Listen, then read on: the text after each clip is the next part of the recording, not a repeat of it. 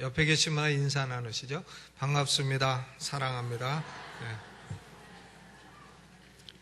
미국에 여행을 하고 한국에 돌아오면 우리 한국 사람들 얼굴이 대단히 웃는 얼굴이 아닙니다.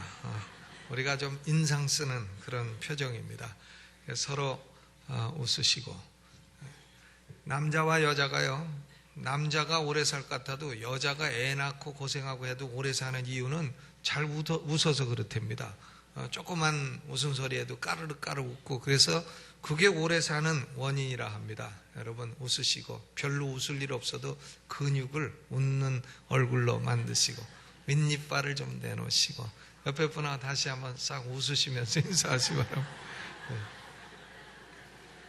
제가 미국 여행하고 돌아오는 그 동안에 우리 환절기가 돼서 그런가 참 장례가 많이 났습니다. 우리 유달상 집사님이 그동안 모시고 계시던 장모님 그리고 어머님 두 분이 이렇게 이번 주에 한꺼번에 소천을 하셨습니다. 연세는 참 오래되셨지만 두 분이 함께 사시다가 이렇게 소천을 하셨습니다. 우리 유달상 집사님, 또 이현님 권사님, 이현숙 권사님, 이신유 집사님, 또 김정숙 권사님, 서정호 성도님, 가족들 오늘 4부 예배 참석하셨는데 잠깐 일어나시면 저희가 위로의 뜻을 표하겠습니다.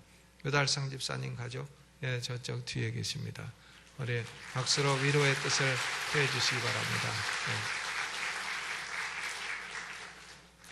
잠깐 기도하겠습니다. 하나님, 우리가 이 땅에 영원히 살 수는 없습니다. 우리 유달상 집사님 그동안에 모시고 계시던 장모님과 어머님 이렇게 한 주에 하나님 앞으로 가셨습니다. 하나님 모든 장례 절차 잘 마쳐지게 하심을 감사하고, 특별히 유족들을 위로하여 주옵소서. 또한 상을 당한 가정들이 많이 있습니다. 하나님의 특별한 위로가 임하여 주옵소서. 예수님의 이름으로 기도하옵나이다.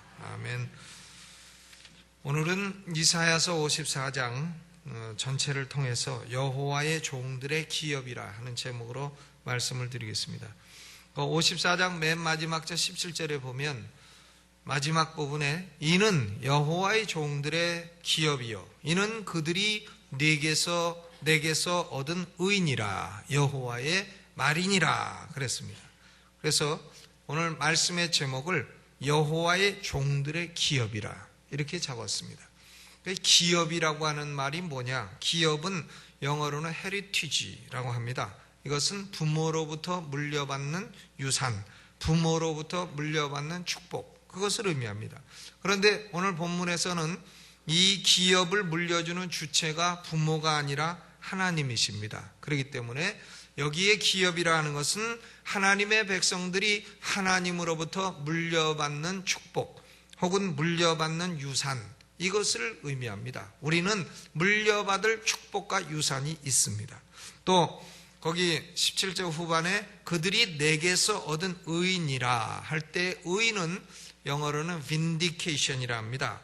이것은 하나님이 하나님의 백성들을 역성들어 주신다 혹은 변호하여 주신다. 아이고 내 새끼 얼마나 고생했노, 아이고 내 자식 얼마나 어려움노. 요건 노라고 또 해야 돼요.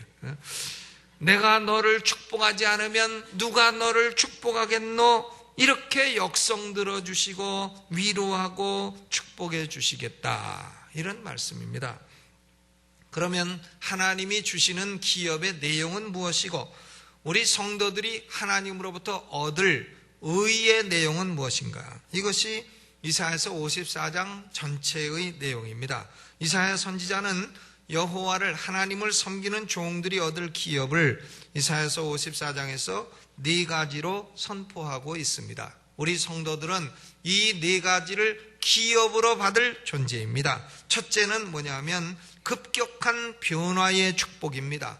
Radical change. 변화라고 하는 것은 좋은 쪽으로 변하는 것도 있고 나쁜 쪽으로 변하는 것도 있습니다. 그런데 하나님을 섬기는 여호와의 종들이 얻는 변화는 좋은 변화입니다. 그 변화가 얼마나 좋은지 54장 1절을 노래할지어다 이렇게 시작이 됩니다. 잉태치 못하며 생산치 못한 너는 노래할지어다. 후로치 못한 너는 외쳐 노래할지어다. 홀로 된 여인의 자식이 남편 있는 자의 자식보다 많음이니라. 여호와의 말이니라 그랬습니다. 하나님의 백성이 여기서는 여인으로 비유되고 있습니다. 그런데 이 여인이 변화되기 전에는 그 모습이 대단히 비참합니다.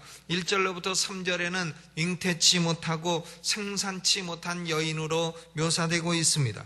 오늘날은 그렇지 않습니다마는 구약시대의 중동지방에서는 잉태치 못한 여인의 고통이 대단히 큰 것이었습니다. 사무엘의 어머니 한나가 잉태치 못했을 때에 성전에서 목숨 걸고 기도하는 그 기도는 얼마나 간절한 기도였습니까? 아이를 달라고 하는 기도였습니다. 그런데 잉태치 못한 여인이 변화를 겪습니다.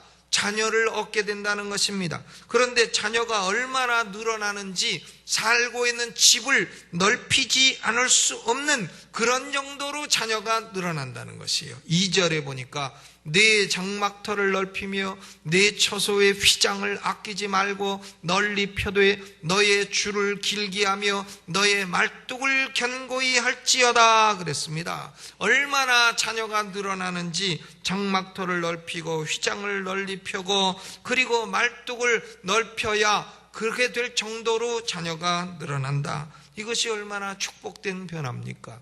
하나도 못 낳던 사람이 수십 명의 자녀를 낳아 집을 넓혀야 된다. 이것이 약속되어 있습니다.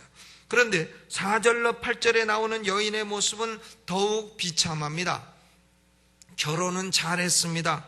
세계에서 최고의 남편과 결혼을 했습니다. 그런데 결혼하자마자 바람을 피웠습니다. 그리고는 남편의 신실치 못했습니다. 그래서 소시적부터 버림을 받았습니다. 홀로 되었습니다. 수치와 치욕이 따르는 여인이 되었습니다.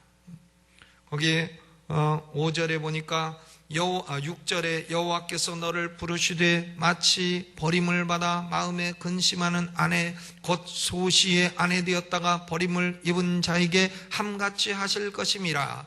네 하나님의 말씀이니라. 7절 내가 잠시 너를 버렸으나 큰 긍휼로 너를 모을 것이요 내가 넘치는 진노로 내 얼굴을 내게 잠시 가리웠으나 영원한 자비로 너를 긍휼히 여기리라. 내 구속자 여호와의 말이니라 그랬습니다. 왜 이 여자가 이렇게 소시적에 버림을 받았느냐? 바람을 피우고 신실치 못해서 남편의 진노를 얻었기 때문입니다. 그런데 남편 대신 여호와 하나님이 다시 수치스러운 여인을 맞이한다는 겁니다. 수치를 씻어버리시고 넘치는 진노를 버리고 영원한 자비로 긍휼히 여기시며 다시 명예와 교제를 회복시켜 주신다는 겁니다. 여기 이사야서 54장 1절로 8절은 요컨대 잉태치 못한 여인이 수많은 열매를 맺을 것이며 수치를 당한 여인이 명예를 회복할 것이다 하는 얘기입니다.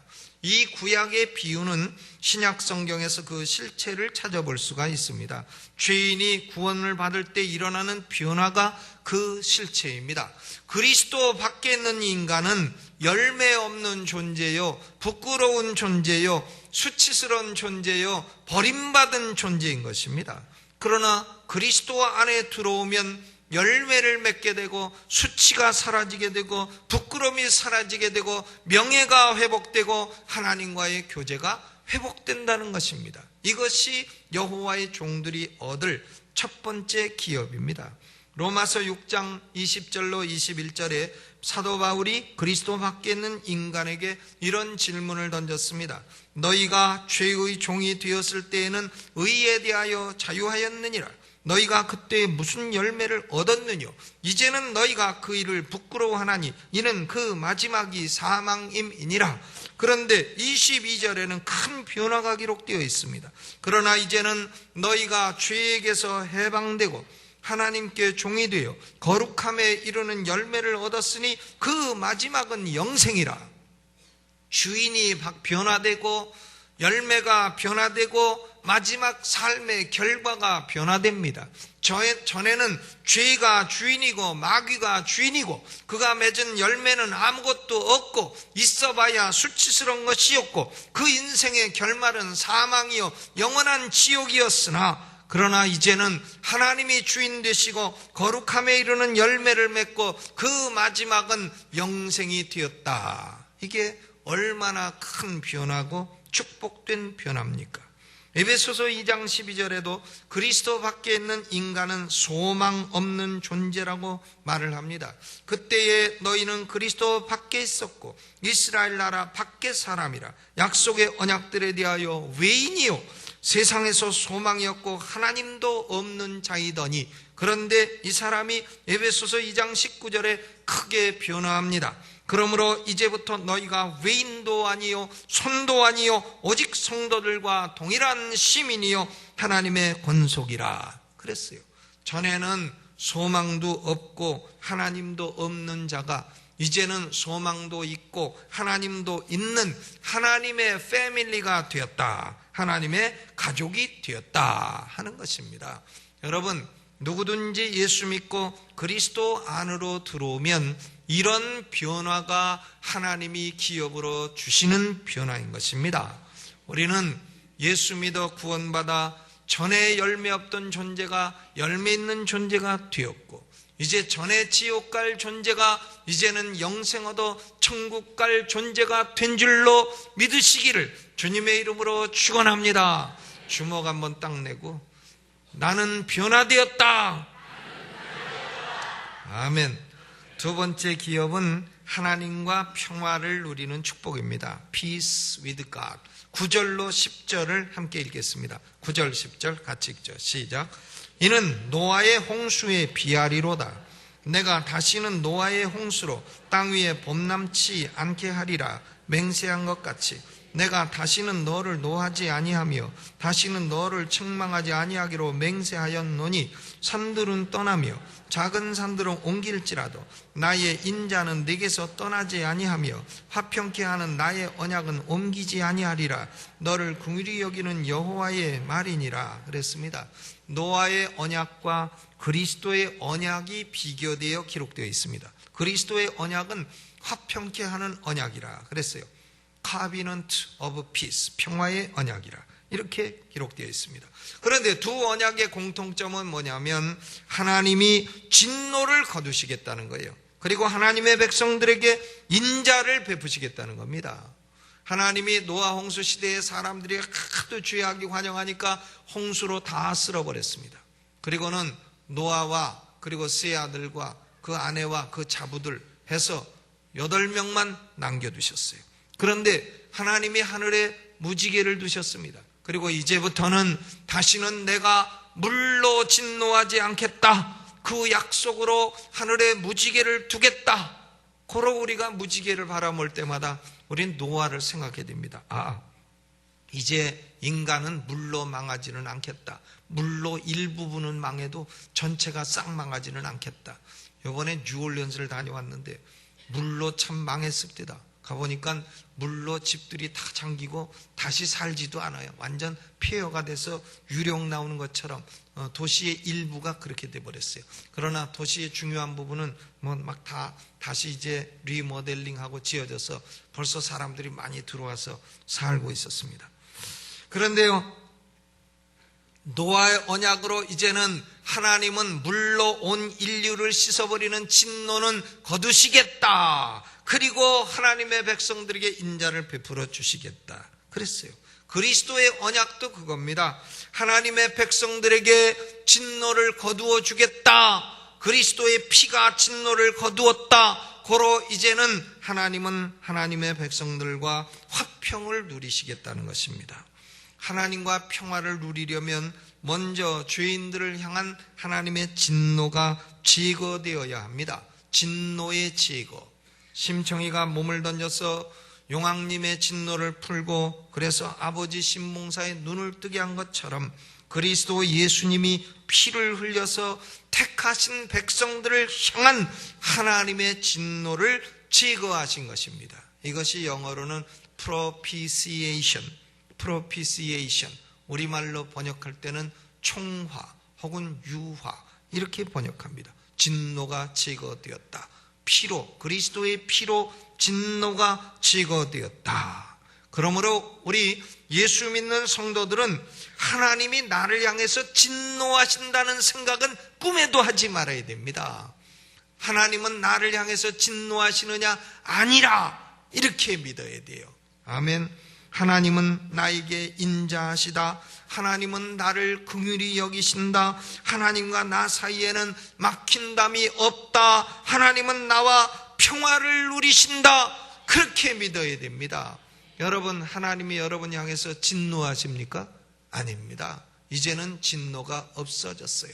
이것이 여호와의 종들이 누릴 두 번째 기업입니다. 이 언약을 화평케 하는 언약이라 Covenant of Peace라고 했습니다. 이 화평의 언약은 영영이 제거되지 않는다는 겁니다. 영영이 removed, 옮겨지지 아니할 것이라, 제거되지 아니할 것이라 그랬어요.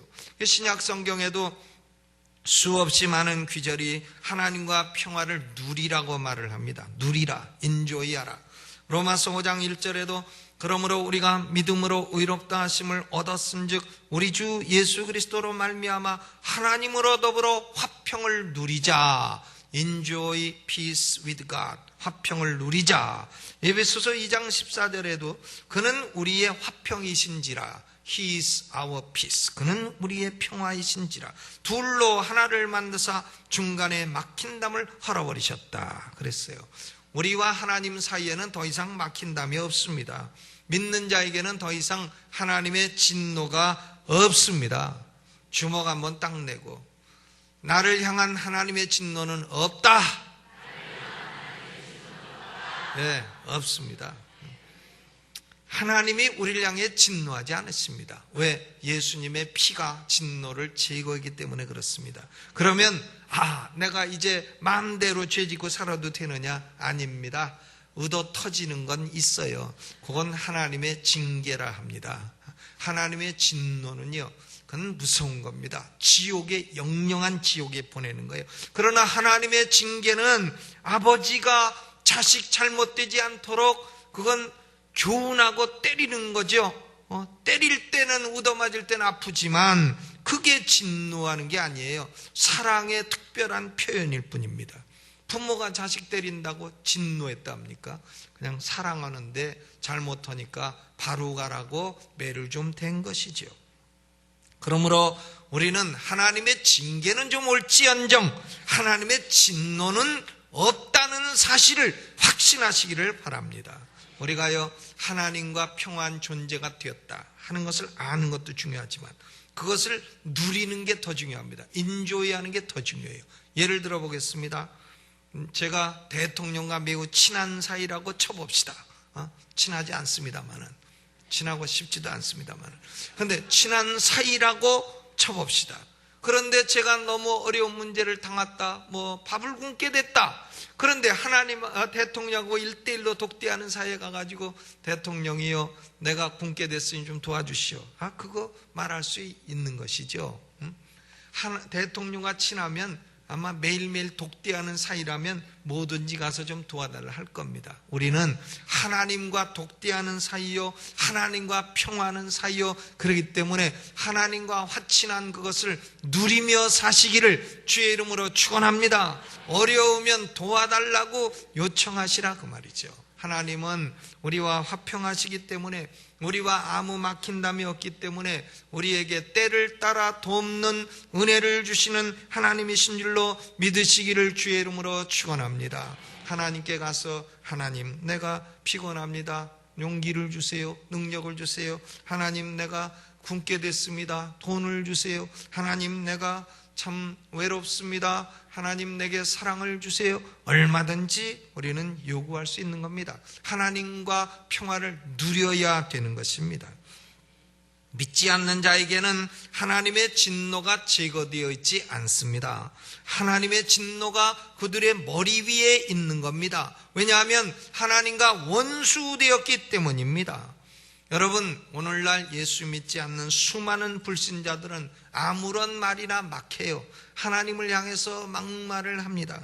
그런데 불신자들의 문제는 자기들의 상황이 얼마나 심각한 것인지를 깨닫지 못하고 있는 겁니다. 하나님의 진노가 지금 자기 머리 위에 있어 그것이 떨어지고 집행되기만 하면 얼마나 자기의 영혼과 인생이 비참해지리라 하는 것을 깨닫고 있지 못하고 있는 것입니다. 이것이 온 세상의 비극이에요. 그런데 우리 하나님의 백성들은 진노가 제거되고 하나님과 평화를 누려 그 화친이 언제나 우리에게 축복이 되니 얼마나 아름다운 축복이요 기업입니까? 이것이 두 번째 기업입니다. 세 번째로는 여호와의 교훈을 받는 축복입니다. 13절을 읽어봅니다. 13절 같이 읽죠. 시작. 내 모든 자녀는 여호와의 교훈을 받을 것이니 내 자녀는 크게 평강할 것이라. Divine instruction. 여호와의 교훈을 받는다 그 말이죠. 여기 말하는 내 모든 자녀는 예루살렘에 거하게 될 거민을 말하는 것입니다. 하나님의 백성들에 대한 구약적 표현입니다. 하나님의 택한 백성들은 하나님의 특별한 교훈을 받는다는 겁니다. 예수님이 요한복음 6장 44절에 이런 말씀을 했어요. 나를 보내신 아버지께서 이끌지 아니하시면 아무라도 내게 올 수 없으니 오는 그를 내가 마지막 날에 다시 살리리라. 그런데 요한복음 6장 45절에 보면 선지자의 글에 저희가 다 하나님의 가르치심을 받으리라 기록되었은즉 아버지께 듣고 배운 사람마다 내게로 오느니라 그랬어요. 여러분, 구원이란 이렇게 되는 겁니다. 예수님께 나오면 예수님은 아무도 배척하지 아니하시고 다 구원하시고 영생을 주시는 겁니다. 예수님께 나오는 자는 하나도 배척당하는 사람이 없는 겁니다. 그런데 누가 예수님께로 나아가느냐? 그것은 여호와께 교훈을 받은 사람이 나아간다는 거예요. 아버지께 듣고 배운 사람마다 내게로 오느니라. 그리고 저희가 다 선지자의 글에 하나님의 가르침을 받으리라고 기록되었다 그랬어요. 예수님이 인용하신 선지자의 글이 바로 이사야서 54장 13절인 것입니다. 그러므로 이사야 선지자가 말하는 여호와의 교훈이란 무슨 윤리도덕 교훈이 아닙니다. 저는 윤리도덕을 교훈하지 않습니다. 윤리도덕은 그건 도덕 선생님한테 배워야 되는데 제가 보니까 도덕 선생님들이 가르치는 것이요, 제가 신학교 다닐 때 학원 강사를 했습니다만 윤리 선생이 있었어요. 그 윤리 선생이 제 보니까 선생님들 중에 제일 비윤리적이더라니까. 그러니까 이 윤리 도덕 선생이요, 이거 별 힘이 없습니다. 그런데 이사야가 말하는 여호와의 교훈은 윤리 도덕 교훈이 아닙니다. 혹은 뭐 부자 되고 건강하게 되라는 교훈이 아닙니다. 뭐 건강 교훈이야 의사들이 더 잘 알지 목사가 알겠어요? 성공하라 그런 강의도 아닙니다. 여호와의 교훈이란 뭐냐면 하나님의 택한 백성들의 마음속에서 영적으로 내적으로 역사하여 그리스도께로 인도하시는 특별한 교훈인 것입니다. 그러니까 여호와의 교훈이란 그런 거예요. 사람의 마음속에 나는 죄인이구나, 내게 하나님의 진노가 머물러 있구나, 내가 이 상황이 된다면 현세도 망하고 영원히 망할 수밖에 없다, 그럼 나는 어떻게 되는가, 예수님께로 나아가야 되겠다, 예수님이 내 죄를 지고 십자가에서 피 흘려 죽으시고 죄값을 갚으셨으니 내가 예수를 믿어야 되겠다, 그리고 하나님과 평화를 누려야 되겠다, 이런 마음을 갖게 되는 것이 인간의 능력이 아니라는 거예요. 이것이 바로 여호와의 교훈이라는 것입니다. 이것을 신학적인 용어로는 effectual calling, 유효적인 소명이라고 말을 합니다. 이게 여호와의 교훈이에요. 두 사람이 똑같은 자리에서 똑같은 설교자의 말씀을 들어도 한 사람은 예수 믿고 한 사람은 안 믿습니다. 한 사람은 목사님 설교 잘한다고 그 말씀 믿어진다고, 한 사람은 무슨 저런 말이 있는 거 하면서 그 자리를 안 믿고 떠나갑니다. 왜 그렇게 됩니까? 무슨 차이로 그렇게 됩니까? 오늘날 많은 설교자들은 그것이 자유의지의 차이라고 말을 합니다. 그러나 이사야 선지자나 예수님은 그것은 여호와의 교훈이 그에게 임했느냐 아니했느냐의 차이라고 대답을 하는 것입니다. 여호와의 교훈을 받은 사람은 모두 예수님께로 오는 것입니다.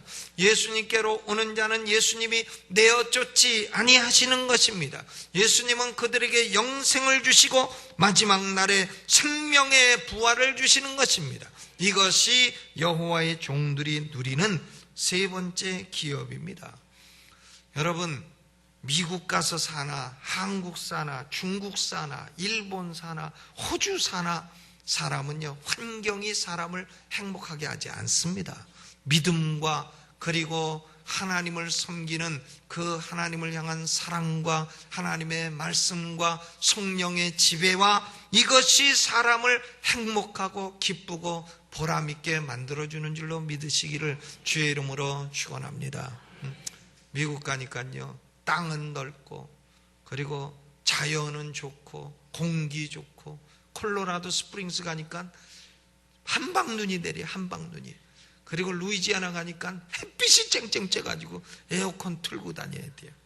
참 땅덩어리 넓으니까 별별 기후가 다 있고 별별 음식도 다 있고 사람들이 음식을 넘어 먹어가지고 그래가지고 뚱뚱한 정도가 도에 지나가지고 그런 사람들이 저울에 올라가면요, 저울이 뭐라 그러는지 아세요?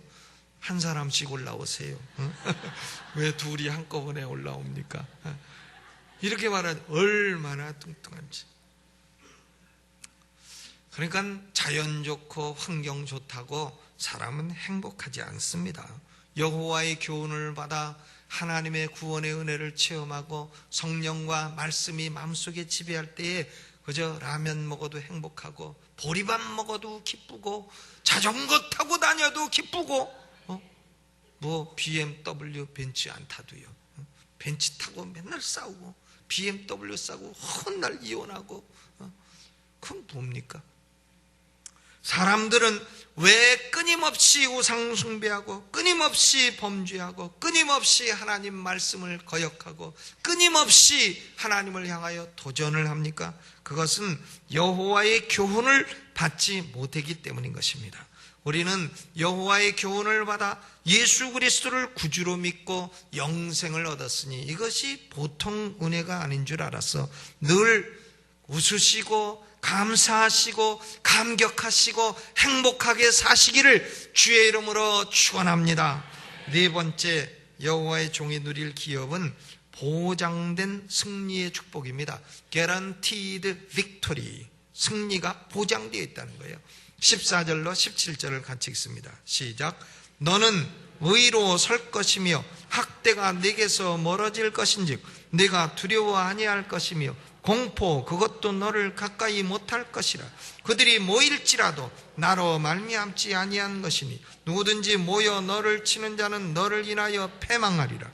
숯불을 불어서 자기가 쓸만한 기계를 제조하는 장인도 내가 창조하였고 파괴하며 진멸하는 자도 내가 창조하였은즉 무릇 너를 치려고 제조된 기계가 날카롭지 못할 것이라.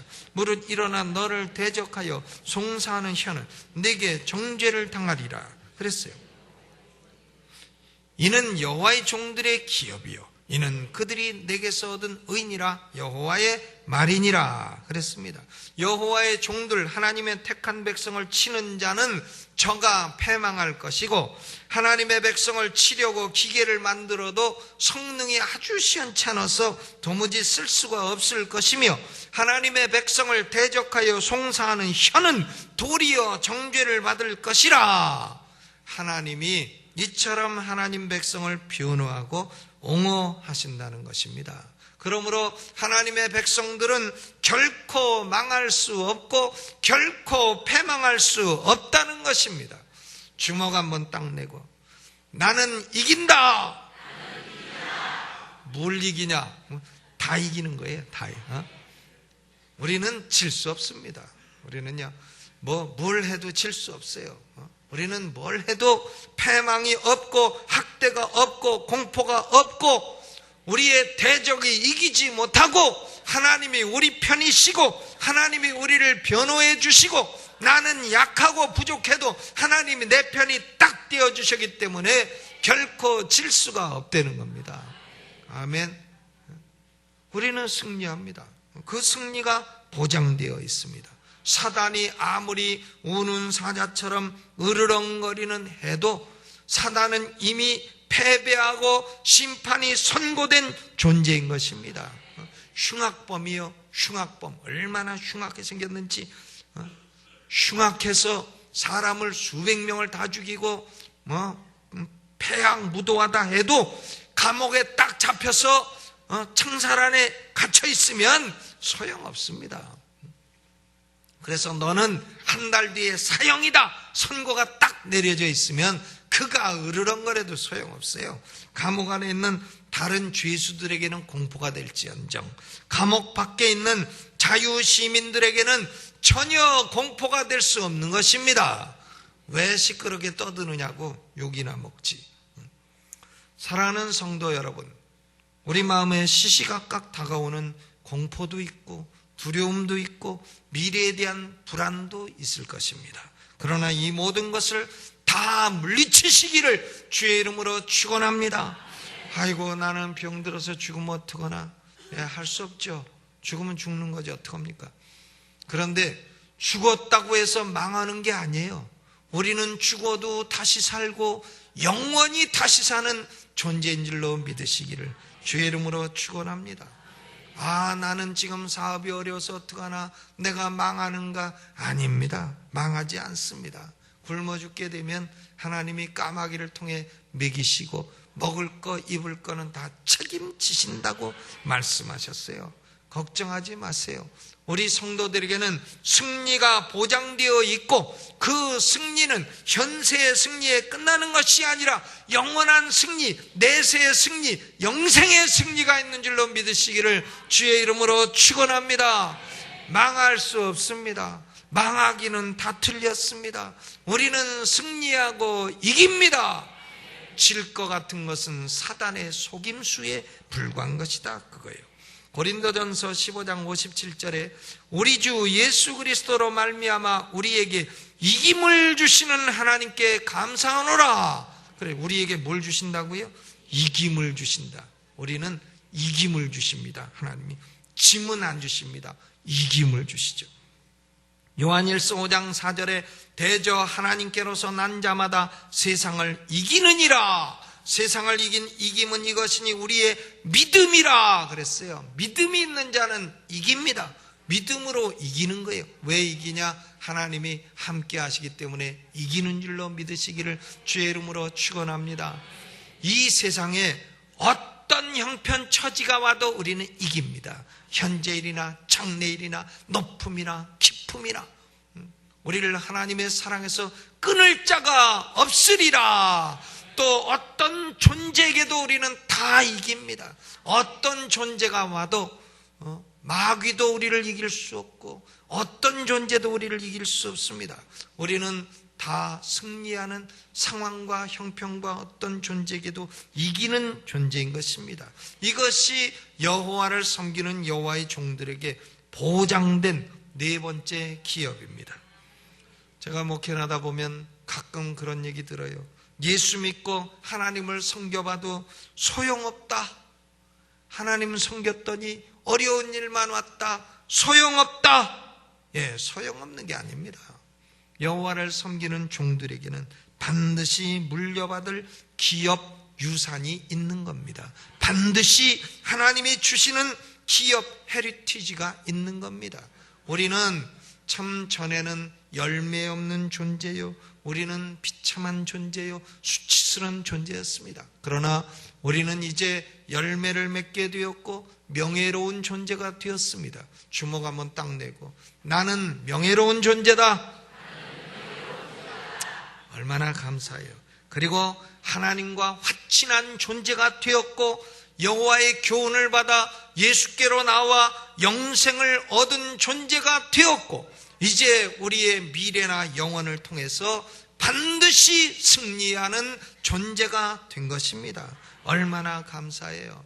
하나님은 이런 기업을 믿는 자에게 물려주시는 것입니다. 그리고 하나님은 당신의 택한 백성들에게 이런 기업을 마련하시고 부르시는 겁니다. 목마른 자들아 물로 나오라, 돈 없는 자도 오라. 너희는 와서 사 먹되 돈 없이 값없이 와서 포도주와 젖을 사라. 이사야서 55장은 이런 위대한 초청이에요. 잔치를 마련하고 부르시는 하나님의 초청입니다. 위대한 초청은 다음 주에 설교하랍니다. 그러면 이 위대한 기업은 어떻게 온 거냐? 이사야서 52장 53장에 메시아가 순환을 받음으로 우리에게 오게 된 것입니다. 고로 메시아의 순환으로 하나님은 우리에게 이 4대 위대한 기업을 마련해 주시고, 그리고는 와서 값없이 먹고 마시라고 초청하시는 것입니다. 이사야서의 맥락은 그렇게 전개되는 것입니다. 이런 축복을 받은 사람은 감사하며 기뻐하며 이 축복과 기업을 인조이하며 누리시기를 주의 이름으로 축원합니다.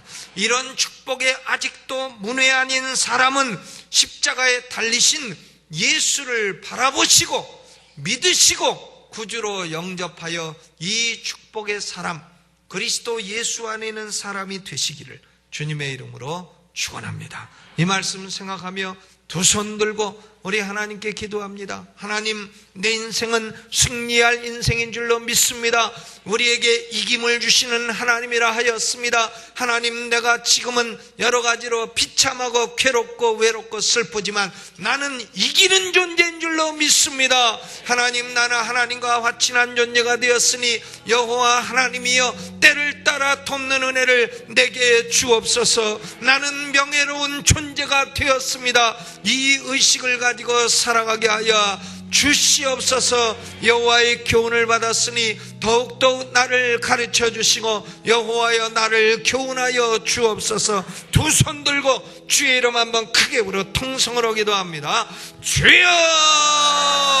하나님, 우리 아버지, 우리는 과거에 얼마나 수치스러운 존재였으며 우리는 과거에 얼마나 열매 없는 존재였습니까? 하나님, 그러나 이제는 예수님으로 말미암아 변화하게 되었고 열매 맺는 존재가 되었으며 명예로운 존재가 되었습니다. 하나님 아버지여, 우리는 하나님의 진노 아래 있는 존재였으나 이제는 변화되어 하나님과 화친한 존재가 되었고 때를 따라 돕는 은혜를 받는 존재가 되었으니 얼마나 감사합니까? 하나님 아버지여, 우리는 이제 여호와의 교훈을 받고 하나님의 가르치심을 받는 존재가 되었으니 성령께서 스승이 되어서 우리의 영혼 가운데 가르치시니 얼마나 감사합니까? 우리의 생애는 이제는 더 이상의 패배는 없고 불안도 공포도 두려움도 없고 이제는 승리가 보장된 생애가 되었으니 아버지여, 우리의 삶은 승리하는 삶, 영원히 승리하는 삶인 줄로 믿습니다. 이 승리를 누리게 하시고 하나님과의 평화를 누리며 살게 하여 주옵소서. 예수님의 이름으로 기도하옵나이다. 아멘.